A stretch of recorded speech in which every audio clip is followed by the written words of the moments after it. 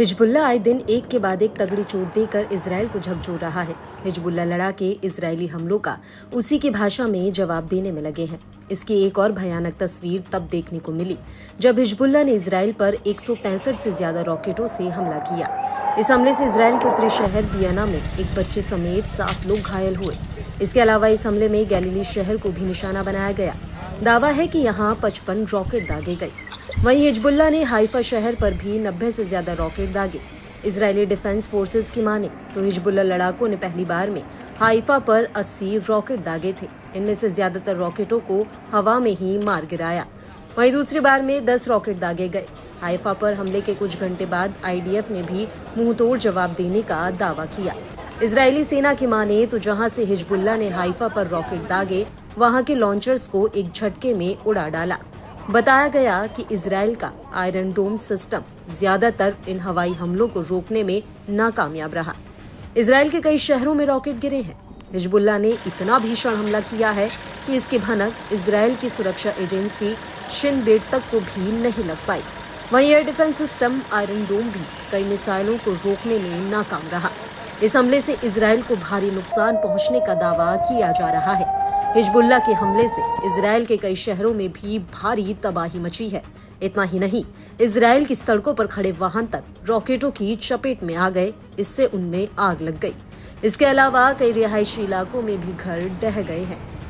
Hezbollah के ताजा हमले का वीडियो भी अब सोशल मीडिया पर वायरल हो रहा है। मिसाइलें शहरों के भीड़-भाड़ वाले इलाकों में भी गिरी।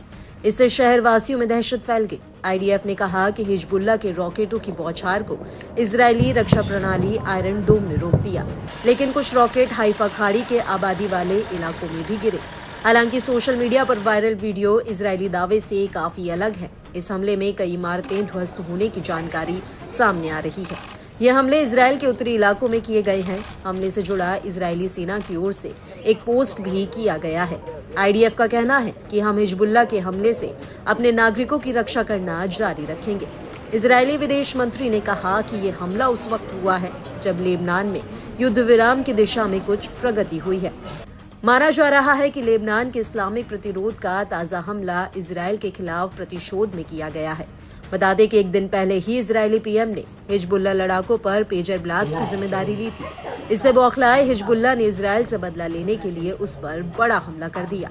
हमलों की जिम्मेदारी लेते हुए हिजबुल्लाह ने कहा कि उसने कारमेल बस्ती में पैरा ट्रूपर्स ब्रिगेड के प्रशिक्षण अड्डे को निशाना बनाया है। आईडीएफ ने कहा कि गैलीली पर लगभग 50 रॉकेट दागे गए हैं।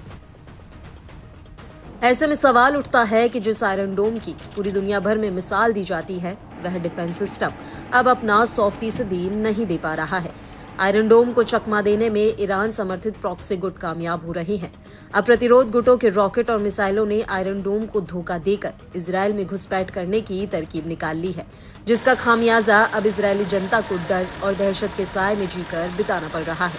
दरअसल आयरन डोम का सक्सेस रेशियो भी अब कम होता जा रहा है। रिपोर्ट के मुताबिक इजराइल पर रोजाना हो रहे हमलों के बीच 1/4 हमले अब इजराइल में घुसकर होने लगे हैं, जिससे आयरन डोम की सफलता पर अब संशय उठना शुरू हो गया है।